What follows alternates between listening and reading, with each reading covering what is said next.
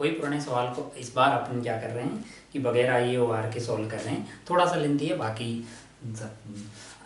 इसमें क्या कर रहे हैं, अपन जानते हैं कि भाई साहब काइनेटिक, अगर बॉडी सी टी आर कर रही हो, अगर बॉडी सी टी आर कर रही हो यानी क्या कर रही है, combined translational and rotational motion, तब अपन क्या करते हैं, काइनेटिक एनर्जी को कैसे लिखते हैं। काइनेटिक एनर्जी होती है 1/2 total mass into velocity of centre of mass, मतलब स्पीड का square, plus half I B centre of mass के अबाउट, और घूम रहा है तो ओमेगा सेंटर ऑफ मास के अबाउट। ठीक है, ये ट्रांसलेशनल काइनेटिक एनर्जी हो गई, ये रोटेशनल काइनेटिक एनर्जी हो गई। अब अपन ने भाई साहब ऐसा किया कि हमने मान लिया है कि velocity of centre of mass है v, नीचे काय को माना क्योंकि नीचे ही होगी ना, मतलब जो है फोर्स जब है सिर्फ वर्टिकली डाउनवर्ड लग रहा है और पहले रुका हुआ था तो एक्सेलरेशन की डायरेक्शन में नीचे, हॉरिजॉन्टल में तो कुछ हो नहीं सकता क्योंकि कोई फोर्स ही नहीं है, और ये घूम रहा होगा ऐसा कुछ, तो हमने ऐसा ओमेगा भी मान लिया, यानी कि सेंटर ऑफ मास के अबाउट, सेंटर ऑफ मास की रफ्तार होगी वी सी एम, और उसके अबाउट ये रोटेट भी कर रही है, तो माना कि ओमेगा कितना है, ओमेगा है। अब अगर अपन ध्यान से देखें तो अपने को जो है यहाँ पे वी सी एम और ओमेगा निकालना पड़ेगा। तो अगर आपने ध्यान से, मैं किसी भी टाइम पे जो सेंटर ऑफ मास की हाइट है उसको मैं वाई सी ओ एम बोल रहा हूँ, क्या बोल रहा हूँ, वाई सी ओ एम, मतलब उस वाली हाइट को अपन में जो है वाई सी ओ एम बोल दे रहे हैं, और ये वाली जो दूरी होगी मेरे लिए ये L/2 होगी, ये L/2 होगी। तो अगर आप ध्यान से देखें तो क्या मैं वाई सी ओ एम किसी भी पॉइंट पे, वाई सी ओ एम इस वाले ट्रायंगल में देखिए जरा ध्यान से, ये हाइपोटेन्यूज L/2 है, तो वाई सी ओ एम मेरे के पास कितना हो जाएगा, L/2 साइन थीटा। अब अगर आप ध्यान से देखें तो जो वाई सी ओ एम कम हो रहा है वही तो basically velocity of centre of mass है यार। तो अगर आप ध्यान से देखेंगे तो मैं क्या ऐसा बोल सकता हूँ कि D Y C O M by D T, यही तो velocity of centre of mass है ऐसे। ठीक है, अब अगर अपन ध्यान से देखें तो क्या यही मेरे लिए velocity of centre of mass है, तो इसको डिफरेंशिएट करेंगे तो क्या आ जाएगा, L/2 साइन थीटा का डिफरेंशिएशन क्या आ गया, कोस थीटा, इंटू क्या आ जाएगा, D theta by D T. लेकिन ये आइटम तो क्या लिखा हुआ है, ओमेगा लिखा हुआ है ना, तो मुझे वेलोसिटी ऑफ सेंटर ऑफ मास क्या प्राप्त हो गई है, omega L cos theta by 2। अब जरा ध्यान से देखें, मुझे वेलोसिटी ऑफ सेंटर ऑफ प्राप्त है, ओमेगा प्राप्त है, इसको उठा के कहाँ पटक देंगे, यहाँ पटक देंगे, तो मैं किसी भी पॉइंट पे काइनेटिक एनर्जी लिख पाऊंगा। अब ये जो काइनेटिक एनर्जी होगी भाई साहब, ये लॉस इन पोटेंशियल एनर्जी के बराबर होना चाहिए, क्योंकि जो भी फोर्स लग रहे हैं वो कैसे हैं, कंजर्वेटिव फोर्स है। Loss in potential energy, loss in potential energy that must be equal to gain in kinetic energy. ठीक है, अब काइनेटिक एनर्जी में कितना गेन आएगा अपने पास, जैसे अगर आप ध्यान से देखें तो लॉस इन पोटेंशियल एनर्जी को आप क्या लिख पाएंगे, एम जी एच, एच पहले कितना था, L/2 हुआ करता था, आजकल क्या है, L/2 साइन थीटा, तो ये L/2 1 माइनस साइन थीटा आ जाएगा। और अगर आप ध्यान से देखें तो गेन इन काइनेटिक एनर्जी को आप क्या लिखेंगे, 1/2 मास हो गया total m, velocity of centre of मास को ये उठा के डाल दीजिएगा,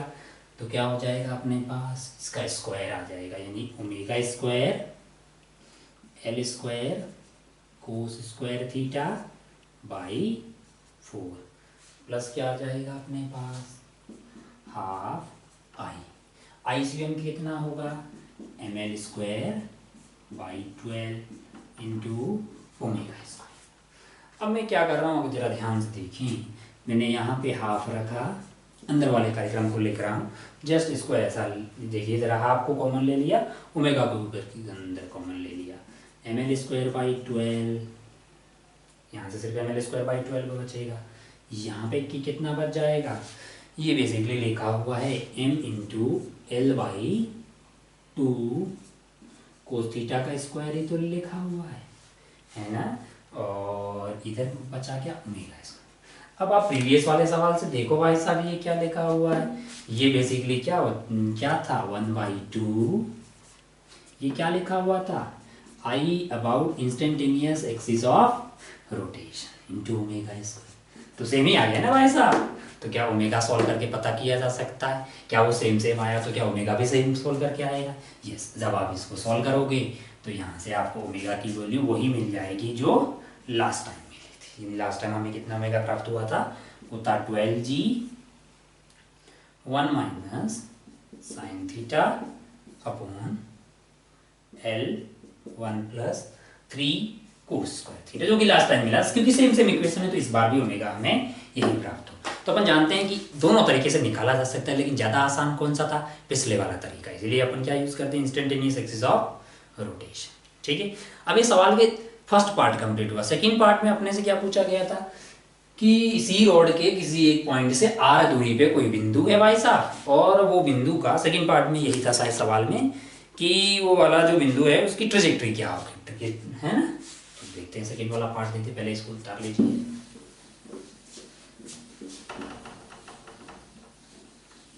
पहले वाले पार्ट को अपने 2 मेथड से सॉल्व किया है, फिर हम दूसरे वाले पार्ट पे चलते। दूसरे वाले पार्ट में हमसे शायद ये पूछा गया है कि r दूरी पे कोई पॉइंट है यहाँ से एक एंड से, तो उसकी ट्रेजेक्टरी कैसी होगी। ये सवाल जेई में भी पूछा हुआ है, उसने उसके मिड पॉइंट वाले को पूछा था या शायद एंड पॉइंट वाले का पूछा था। चलिए तो अपन रैंडम कोई भी पॉइंट ले लेते हैं। माना कि ये अपनी रॉड है ऐसी, जो एंगल थीटा पे आ गई है, ठीक है, और ये कहीं भी यहाँ पे सेंटर ऑफ मास रहेगा, हमेशा सेंटर ऑफ मास यहीं पे रहेगा।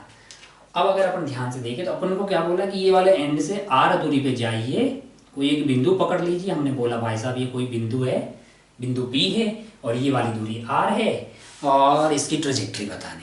बताने के लिए अपन बहुत समझदार है। अपन जानते हैं कि पहले x पता करते हैं, फिर y पता करते हैं, फिर x और y में रिश्ता पता करते हैं, फिर इक्वेशन आ जाती है। वही इक्वेशन को प्यार से क्या बोलते हैं, इक्वेशन ऑफ ट्रेजेक्टरी। तो हमने मान लिया कि इसका कोऑर्डिनेट है x, y, ये x इसको y मान लिया है और ये वाले x इसको क्या मान लिया है, x। अब अगर अपन ध्यान से देखें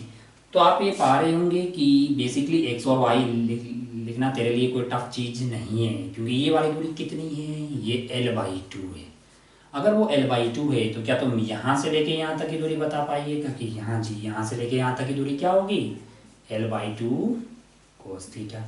और ये वाले ट्रायंगल में छोटा वाला r जिसका ये, क्या ये वाली दूरी को आप लिख सकते हैं, यस, ये वाली दूरी होगी R/2 cos theta.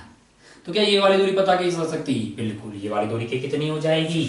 L/2 cos theta minus, basically R/2 नहीं होगा, वो r ही होगा क्योंकि वो आपको r दिया हुआ पूरा, माइनस r cos थीटा। और ये नेगेटिव x में है तो क्या इसका minus is equal to x coordinate हो जाएगा। अरे x कोऑर्डिनेट यही वाली दूरी होगी ना जी, ये L/2 cos थीटा और ये r cos थीटा, दोनों को घटा दीजिए, मतलब माइनस का लगाए हैं कि माइनस तो नेगेटिव x में है ना, और y क्या हो जाएगा, ये वाला हाइट हो जाएगा y। अब अगर अपन ध्यान से देखें तो y कोऑर्डिनेट पॉजिटिव आएगा, कितना आ जाएगा, ये वाला ट्रायंगल में देखिए y तो बेसिकली ये वाली हाइट ही हो जाएगी ना, जो कि कितनी हो जाएगी, r sin थीटा। तो अगर आप ध्यान से देखें तो y आपने लिख दिया है r sin थीटा, तो यहाँ से sin थीटा क्या हुआ भाई साहब, y/r। और ऊपर वाले आइटम को थोड़ा सा सस्ता करें, मान लो कि माइनस कॉमन ले लिया मैंने, माइनस तो बाहर ही था, L/cos थीटा को कॉमन ले लिया, cos थीटा को कॉमन ले लिया, तो अंदर क्या बचा है, L/2 माइनस r। तो क्या मैं यहाँ से cos थीटा लिख पाऊंगा, यस, वो कितना हो जाएगा, -x divided by L/2 minus r। अब अपन इतने समझदार हैं कि साइन थीटा मिल जाए, cos थीटा मिल जाए, तो बड़ी आसानी से ये लिख पाएंगे ना, sine square theta plus cos square theta is equal to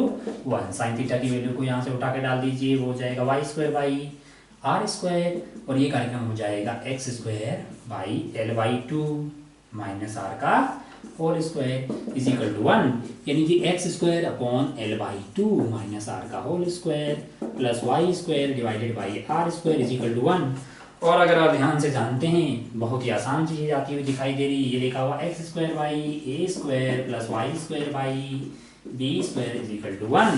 यानी कि हमें क्या दिया गया है, हमें ये पता चल रहा है कि ये इलिप्स का इक्वेशन आता हुआ दिखाई दे रहा है। तो क्या इस रॉड का है कि बिंदु जो यहाँ से r दूरी पे वो क्या कर रहा होगा, एक इलिप्टिकल पाथ में मूव कर रहा होगा, ठीक है। तो हमें कोई भी पॉइंट आप r की वैल्यू अलग अलग डालते रहिए, रॉड का अलग अलग पॉइंट प्राप्त हो जाएगा, उसका पाथ कैसा होगा, इलिप्टिकल पाथ, ठीक है।